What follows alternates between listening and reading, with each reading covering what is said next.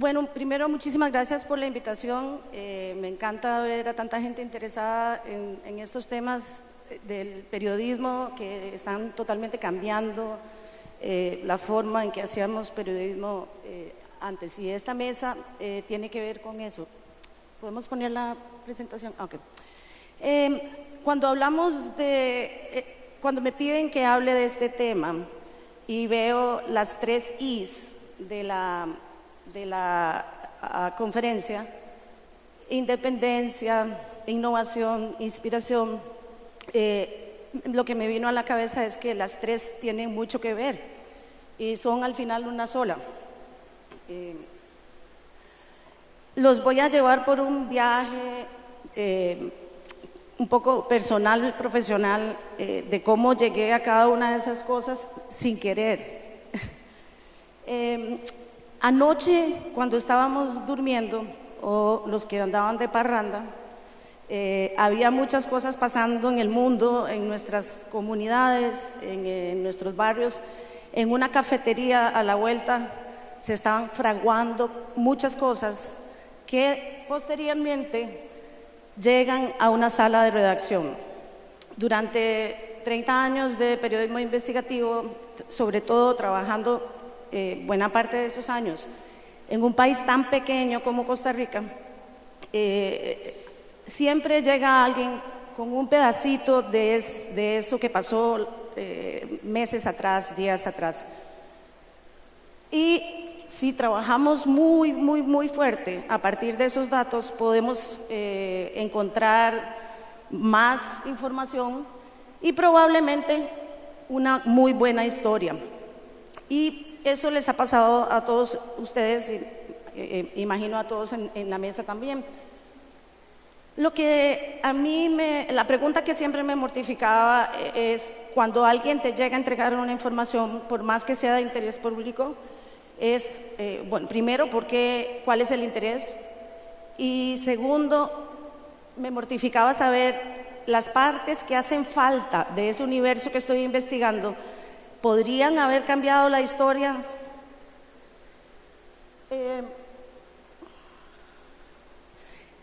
Y esta imagen es la que me aterrorizaba, pensar que podemos convertirnos en esto. Yo he participado en casi que todas las filtraciones, trabajos colaborativos, desde Wikileaks hasta Panama Papers, etcétera, y desde luego que creo en el poder de las filtraciones, pero tengo una posición bastante crítica cuando se trata de solo trabajar con base en filtraciones, porque nos pueden manipular fácilmente. Por más que las historias sean de interés público, creo que siempre hay que preguntarnos, bueno, primero utilizar las filtraciones como un punto de inicio, para luego hacer una investigación, verificación por supuesto, y una investigación que pueda arrojar más datos de esos que se filtraron y además buscar más allá de ese universo que te están filtrando. Nosotros trabajamos en el equipo, yo dirigía un equipo de investigación periodística desde el 93. Éramos 3 periodistas de investigación y trabajábamos en temas de, sobre todo, corrupción. En Costa Rica se creía, nos decían la Suiza centroamericana, porque y los colegas siempre se burlaban de nosotros porque decían, ahí nunca pasa nada. Y resulta que siguiendo una línea original de una agente de bienes raíces, logramos documentar sobornos que se pagaron a 3 expresidentes y que luego generaron causas judiciales. Y todo eso está muy bien, pero justo después de esas investigaciones, que nos tomaron 2 años, yo empecé a pensar que no era suficiente trabajar, sobre todo en un lugar tan pequeño, solamente con base en información filtrada. Y entonces ahí fue donde se me ocurrió la idea de trabajar con datos. Yo cuando me preguntan, a mí realmente no me gustan las etiquetas, la gente tiende a pensar cosas muy equivocadas cuando alguien dice que es un periodista de datos, se imaginan que es un geek ahí en una computadora comiendo pizza y que no habla con las personas. Y realmente los datos son una herramienta más en un gran baúl de herramientas que tenemos los periodistas ahora para poder reportear. Si ustedes se ponen a pensar, el periodismo diario ha cambiado muchísimo y debe de cambiar.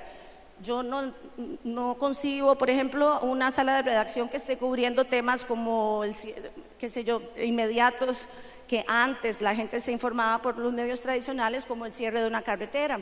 Ahora nos informamos en Twitter o en otra... tiene un valor la información diaria para registrar lo que sucede en las comunidades. Pero los editores están un poco locos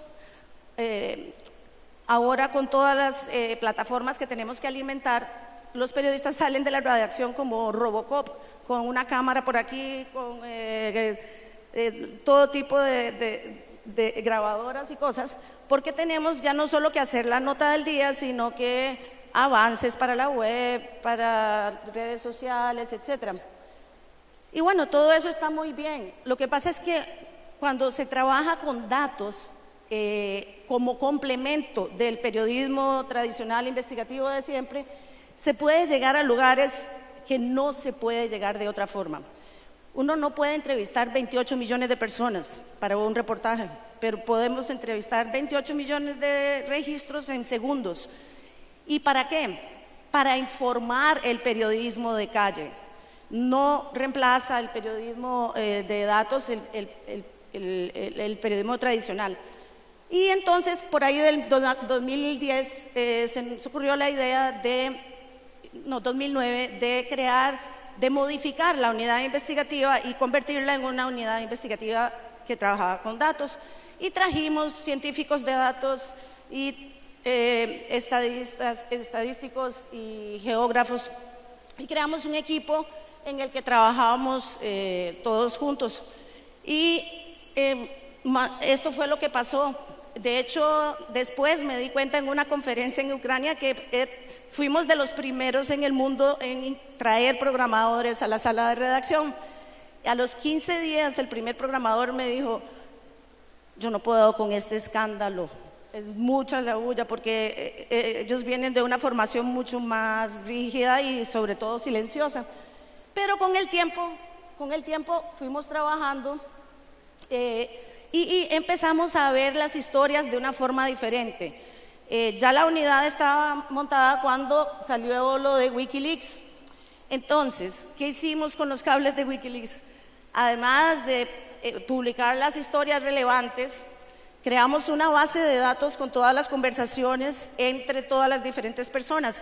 Si ven en la imagen, cuanto más roja sea la línea, es más sensible la información que están hablando, y cuanto más gruesa es la línea, es que hay más conversaciones. Con solo ver esta imagen, uno se da cuenta de que el canciller era el que estaba pasándole al embajador de Estados Unidos la mayor cantidad de información sensible del país.